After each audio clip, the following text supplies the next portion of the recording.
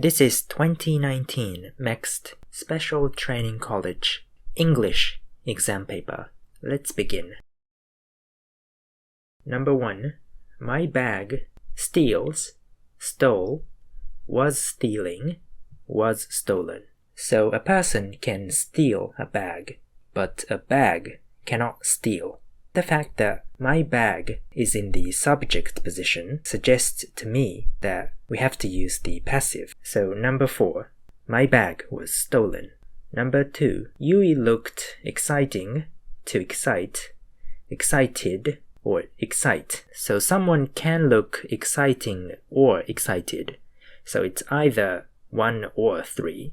But in this case, we need the past participle, excited. Something else excited Yui. So the exciting action was done to Yui. So number 3, excited. Number 3, viewing, to view, in viewing, viewed. From this angle, the statue looks different. So this is a participial phrase in which the conjunction and the subject can be omitted. So if we were to restore the subject in this phrase, the subject would be the statue. So can the statue do the action of viewing, or can it be viewed? The statue is an inanimate object, so it can only be viewed by people. So number 4, viewed.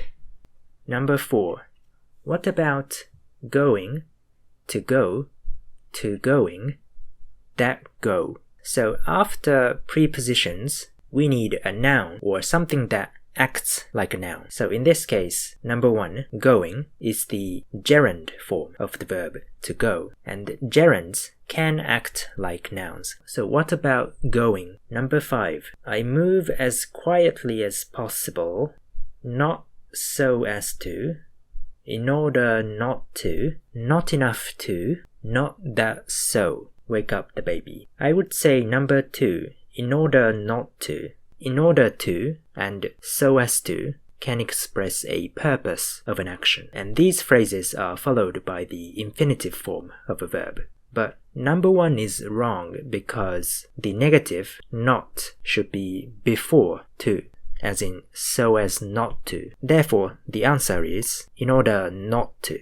Number 6, had, should, if, might it rain tomorrow, we will need to postpone the event. Normally, if you want to talk about a condition, you would use if, but pay attention to the form of the verb, rain. If we are going to use the conjunction if, then the verb, rain, would be in the third person singular form, as in, if it rains tomorrow. And number 1, had, is also wrong, because if we interpret this had to be the perfect auxiliary verb, then the following verb has to be in the past participle form. So we are left with number 2 and number 4. And between these two, I would say number 2, should, because the modal verb should can be used in the if clause, as in, if it should rain, but we can omit the conjunction if and invert should and the subject,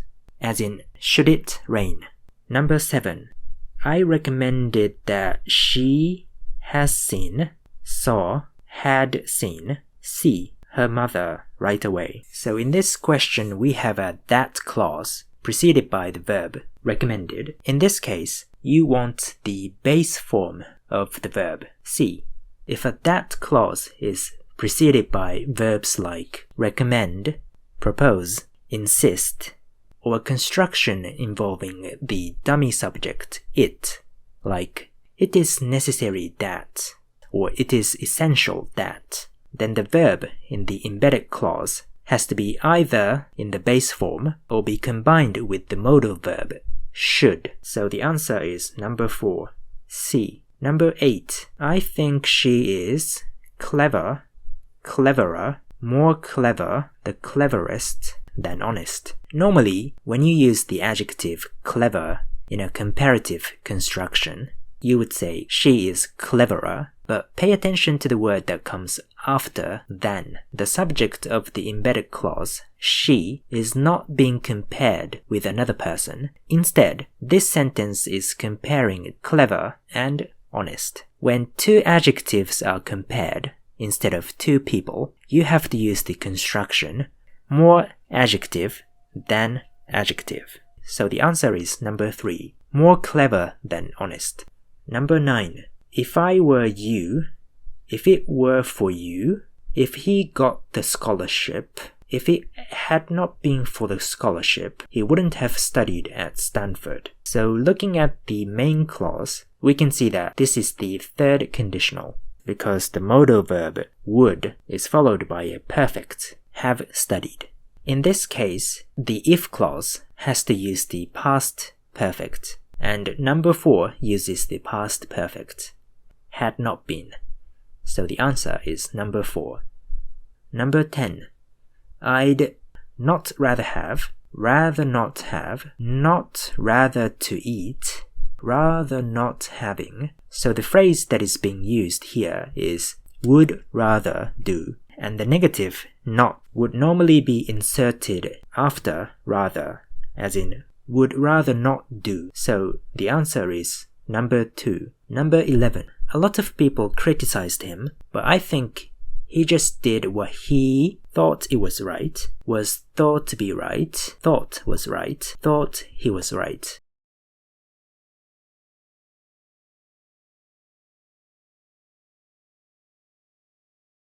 So the answer is number 3.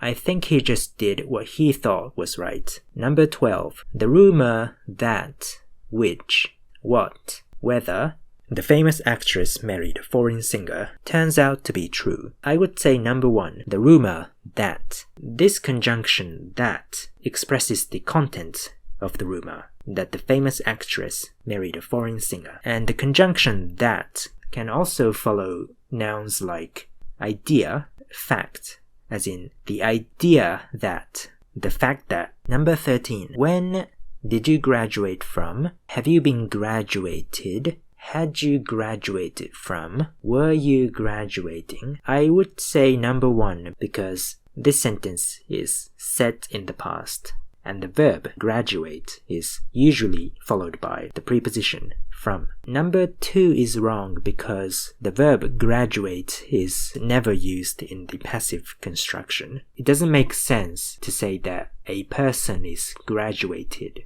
Number 3 is possible but wrong in this case because number 3 uses the past perfect, but the past perfect is usually used when there is another expression, whether it be a verb in the past tense or a temporal phrase like then, that signifies the past, but there is nothing to indicate the past. Number 14. She lent me a movie yesterday, by which title, that title, the title of which, in which the title, I don't remember. I would say number 3. If we were to insert the noun phrase, a movie, into the relative clause, you would say, I don't remember the title of the movie. In number 3, the relative pronoun, which, replaces the noun phrase, a movie, the title of a movie. So the answer is number 3. Number 15. I will call you as soon as he comes, came, will come, is coming back. Although this sentence is about the future, you cannot use the modal verb, will, as in number 3. This is because the subordinate clause, headed by as soon as, is an adjunct. To check whether a phrase or a clause is an adjunct, you can try and omit that phrase or clause from the sentence. If the remaining sentence is grammatical, then the omitted element is an adjunct. I will call you is a grammatical sentence because it has the subject, I, and the object, you. So the sentence is not lacking any compulsory elements like subjects and objects. So if a clause is an adjunct, even if the sentence is about the future, you must use the present form of a verb. So the answer is number 1, as soon as he comes back. Number 1. Hey Koki, why don't we go to a movie next Friday? Don't worry, be my guest, you're welcome. Sounds great. I would say number 4, sounds great. And I don't think there's really anything to explain. Number 2, hi Aki, It's you, right? How are you? Wow, Kenji. It's been a long time since we last met, didn't it? Hasn't it? Is that so? Isn't it? If you look at the contraction, it, this is the combination of it and has. So it has been a long time. So we have to use the present perfect. So number 2, hasn't it? Number 3, the sun sets in from, with, on. The sun sets in the west. Number 1. Number 4, do you have any small change? I'm free, lack, short, plenty of coins. Number 3, I'm short of coins. To be short of something is to not have much of something. Number 5, what does your father think of Takeshi? Is he in, against, on, to your marriage? Number 2, against. So to be against something is to oppose something. Number 6, if, that, unless, while you are convinced. It is difficult to write something that will convince others. I would say number 3, unless you are convinced. Unless is a conjunction that has a negative sense. So in most cases, it can be replaced by if not. If you are not convinced. Number 7, Mr. Tanaka is what is called, who speaks to, that is told, which said, a professional. Number 1, what is called. So Mr. Tanaka is what people call a professional, or what they call a professional. Number 8, please hand in the assignment. With, till, by, since. Number 3, by Friday. The preposition by, followed by a time expression, can express a deadline. So the deadline for this assignment is Friday. Number 9, according to, thanks to, instead of, in spite of your help, we could get this work done. I would say number 2, thanks to. So thanks to is like because of. So the reason why we were able to get this work done is because of your help. Number 10, in, out, all, but. Of a sudden, Rika had an incredible idea. So number 3, all of a sudden. This phrase means that something happened suddenly, out of the blue. Number 11, the writer devoted the last years of his life prior to, formerly to, due to, primarily to, writing her autobiography. I would say number 4. This sentence uses the verb phrase devote time to action, and the adverb primarily tells us that the writer devoted most of her remaining years to writing her autobiography. Number 12. My friends need lots of furniture, few furniture, some furnitures, much of furnitures for their new apartment. So the noun furniture is what is called an uncountable noun. So furniture can never be plural. So 3 and 4 are wrong. And number 2 is also wrong because few can only be attached to countable nouns like few people, few apples. So number 1 is the only correct choice. Number 13. They could see a lighthouse on a distance, the distance, at the distance, in the distance. Number 4. In the distance. So in the distance means far away. Number 14. There were very few students, if many, some, any, not, who actually understood what was the problem. I would say if any. If any implies that there might not have been any students who understood the problem. Number 15. What happened? Chinatsu fainted in the classroom. We've got to lie, lay, lied, lain her down on the bed. I would say number 2, lay. Many people get confused between lay and lie, but lie is an intransitive verb, so lie cannot take a direct object, whereas lay is a transitive verb, so it can take a direct object. In this sentence, the pronoun her is the direct object, so we've got to choose a transitive verb. So, number 2, lay. 3a. The blank of Benjamin Franklin, A has to be a noun. Country, teachings, water, life.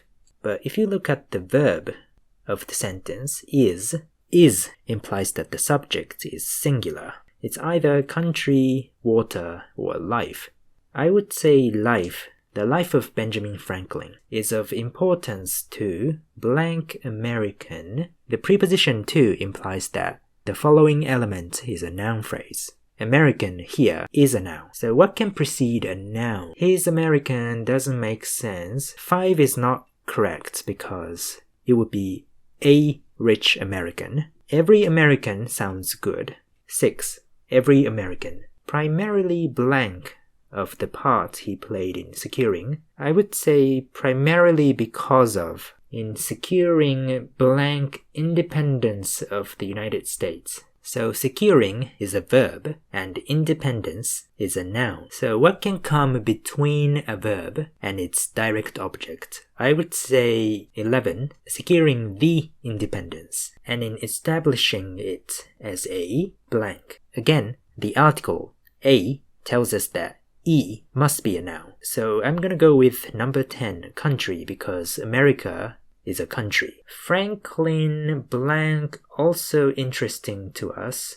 So F must be a verb because Franklin is a noun and is in the subject position. Franklin 7 is interesting because by his life and blank, he has done more than any other American to advance the material prosperity. So this coordination and seems to be coordinating two noun phrases, his life and G. I would say his life and teachings because the only other option is water. So by his life and teachings, he has done more than any other American to advance the material prosperity of blank countrymen. So I would say his countrymen, although not the wealthiest blank, the most powerful. So here we have the wealthiest and the most powerful, two superlative phrases, which means that I has to be a coordination or a conjunction. So I would say or, not the wealthiest or the most powerful, the blank of our self-made men. So looking at the remaining choices, I would say the greatest of our self-made men. 3b. Near the blank of his life. So again, A is between the article the and the preposition of. So A has to be a noun. English and it or sport. I would say the end. Near the end of his life. Miyamoto Musashi blank the Book of the Five Rings in a Cave. Miyamoto Musashi is a person's name and the Book of the Five Rings is the title of a book. So B has to be a verb. I would say this person wrote this book in a cave in Kumamoto, blank a guide to his style of swordsmanship. So a guide is a noun phrase. So C seems like a preposition. As seems to be the only preposition here. So as a guide. D is a practical book. So what is a practical book? It, the Book of the Five Rings. So it is a practical book about real combat. Blank about theory. From this selection of words, I would say not. So this book is practical, not theoretical. The ways of strategy, blank, in the Book of the Five Rings explains how to cut down one's opponent. The predicate starts from the verb explains. So the way of strategy blank in the Book of the Five Rings is one big subject. And the way of strategy is a noun phrase. And I would say this noun phrase is modified by the phrase that comes after it. So I'm going to say number 10, described. The way of strategy described in the book. Described is a past participle. And it also blank the strategy involved in large-scale battles. So G has to be a verb, and because in the preceding sentence the verb was in the third-person singular form, I'm gonna guess that G is also in the third-person singular form. So I'm gonna say 11 explains. It also explained the strategy. And let's move on to the second paragraph. An blank translation. The article an implies that H starts with a vowel. So I would say an English translation of this classic was published in 1974 and to this day continues to be blank in the West. So continues to be 8. Continues to be read. So read is the past participle of the verb read, and be read is the passive construction. Eventually, blank a bestseller. I would say 6, becoming. Eventually becoming a bestseller. As always, let's look at the questions first. Question 1. Which of the following words is closest in meaning to scenic? I know the meaning of this word, but if you don't know what it means, we can look at it in context. These mountains offer some of the most scenic and rugged country in the world. And I don't think it makes sense to say the most mysterious country or the most unknown country. And number 3, ugliest, not the most ugly. So I would say number 2, beautiful. Question 2, the missing word in A is still, that, because. However, not much was known about this wilderness area. Blank, little by little, information reached its way across the country. The first sentence says not much was known, and the second sentence says the information became more widespread. So I would say, however, what did the mountain men say about the Yellowstone area? 1. It was an unusual place with heat coming from the ground. 2. It was a good place to live. 3. It was a good place to find gold. 4. It was a place best to stay away from. Let's find the keywords mountain men and the Yellowstone area. I found mountain men here. The mountain men. So what did they say? So the last sentence of the first paragraph says, the mountain men who saw this place told of rivers that boiled over, and the earth itself seemed to be on fire. So this seems to be closest in meaning to number 1. It was an unusual place with heat coming from the ground. Number 4. The author mentions all of the following except number 1. Yellowstone was an unknown area in the 1850s. 2. Yellowstone is a scenic area. 3. Yellowstone is one of thousands of national parks. 4. Yellowstone is visited by millions of people every year. I think we saw number 2 already, so to check number 1, let's find the 1850s. So in the 1850s, the only people living here were the Native American Indians and the mountain men, and not much was known. So number 1 is mentioned. So how about number 3? How many national parks are there? So Yellowstone National Park is the world's first national park. There are thousands of national parks throughout the whole world. So number 3 is mentioned, which means number 4 is not mentioned. Number 5. Which of the following best represents the author's ideas in this passage? Number 1. Yellowstone National Park is all about firsts. Number 2. Yellowstone National Park is a common National Park. 3. Yellowstone National Park is one of the best places to visit. 4. Yellowstone National Park is home to many dangerous animals. So what does the author want to convey through this passage? In the second paragraph it says, the park is all about firsts. First National Park, first national forest, the first area where they try to rescue an endangered species. So I'm gonna say number 1, Yellowstone National Park is all about firsts. Section 5. Once again, as always, let's read the questions. Number 1. According to the article, what is true about ketchup? 1. Ketchup has remained unchanged for hundreds of years, which doesn't seem likely. Number 2, the ketchup we know today started from a Chinese recipe.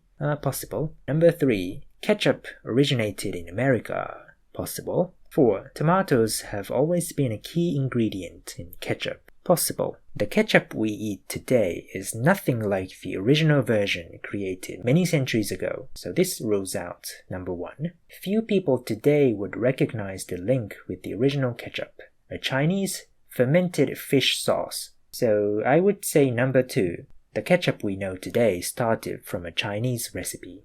Number 2. The following phrase could be put in the article. Where would it best fit? An area that also gave us the word tea. I know for a fact that the word tea comes from Chinese, and because this phrase starts with the noun, an area, I suspect that this phrase is preceded by a noun that denotes an area. So I'm going to say number 1, as this province is in China. Number 3, which word from the list below means the same as evolved?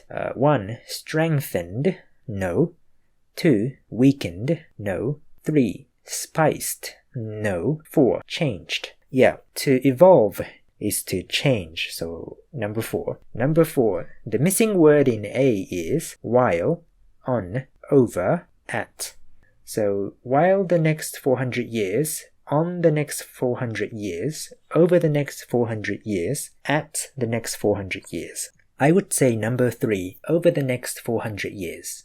Number 5, which of the following is not mentioned in the article? 1. Ketchup originally used fermented fish as a key ingredient. This was mentioned. 2. English and Dutch sailors liked the original ketchup they tasted in the 1650s. 3. The English started using ketchup as a condiment for hamburgers. 4. Americans added sugar to finalize the ketchup recipe. So English and Dutch, 1650s. Go. When English and Dutch sailors and merchants came to Asia around 1650 to trade for silk, porcelain, and tea, they developed a taste for the local fish sauce. So number 2 is mentioned. How about number 3? Did the English start using ketchup for hamburgers? So the English, hamburgers. I don't see a mention of hamburgers anywhere, but I did see a mention of sugar being added in America. So I'm going to say number 3. Section 6, the final section. As always, let's look at the questions first. So question 1. In the early 1900s, Europeans had colonized the entirety of New Guinea. So let's find 1900s, New Guinea. So by the 1920s, no corner of the earth fit for human habitation had remained unexplored. New Guinea was no exception. The European missionaries, planters, and administrators clung to its coastal lowlands. But this paragraph doesn't say that New Guinea was colonized. So I'm going to say number 1 is false. Number 2, I don't know how to pronounce this name, but I'm going to say Li He was drawn to New Guinea in search of gold. So let's find Li He and gold. The ensuing gold rush attracted Michael Li He. Why is this name spelled differently? This says that the gold rush attracted Li He, so number 2 is true. Number 3, as Li He expected, the interior of New Guinea was home to many previously uncontacted tribes. In the second paragraph it says, by nightfall, his amazement turned to alarm because there were points of light in the distance, obvious signs that the valley was populated. And they made their first contact with the Highlanders. The astonishment was mutual. So this seems to suggest that Li He didn't expect there to be anyone on the island. So number 3 seems to be false. Number 4, Li He and his party were worried that the tribes might react violently on first contact. It was a relief when the natives came into sight. The men in front, armed with bows and arrows, the women behind bringing stalks of sugarcane. When he saw the women, Iwunga told me at once that there would be no fight. So the fact that he was relieved implies that he was worried that he might get attacked. So I would say number 4 is true. Number 5. After consulting with Iwanga, Li Hei and his men welcomed the local people. We waved to them to come on, which they did cautiously. So this suggests that Li Hei and his men tried to welcome the tribes. So I'm gonna say number 5 is correct. Number 6. Throughout the first meeting, the natives remained timid and kept their distance from Li Hei's party. We waved to them to come on, which they did cautiously, stopping every few yards to look us over. When a few of them finally got up courage to approach, utterly thunderstruck by our appearance. Those nearest to me backed away in terror. One old chap came forward, gingerly with open mouth, and touched me to see if I was real. Then he knelt down, rubbed his hands over my bare legs, possibly to find if they were painted, grabbed me around the knees, and hugged them, rubbing his bushy head against me. The women and children gradually got up the courage to approach also, and presently the camp was swarming with the lot of them, all running about and jabbering at once, pointing to everything that was new to them. So they were timid and scared at first and kept their distance, but they eventually opened up and approached them. So number 6 is false. Number 7. Jabbering refers to the basic words Li Hei used to communicate with the natives. Okay, what does jabbering mean? That jabbering was language, an unfamiliar language, one of 800 different ones that would be discovered among the isolated highlanders right up through the 1960s. So the language the native people spoke sounded like jabbering to Li Hei because he didn't understand the language, obviously. But it doesn't mean that Li Hei was able to use some basic words in their language, so number 7 is obviously wrong. Number 8. Hundreds of new languages were encountered in the area that Li Hei explored. So it says, one of 800 different ones were languages that would be discovered among the isolated highlanders right up through the 1960s. So number 8 seems to be correct.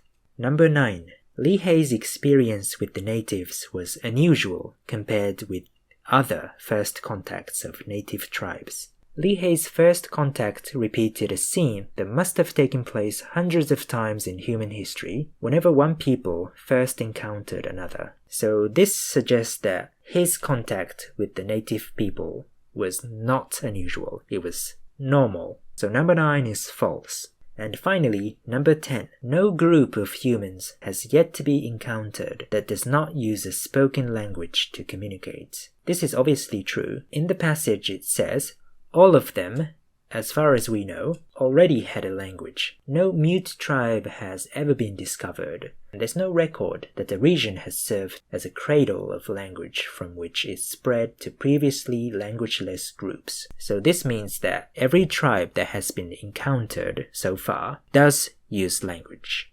So number 10 is true. This is the end of this exam paper. See you next time.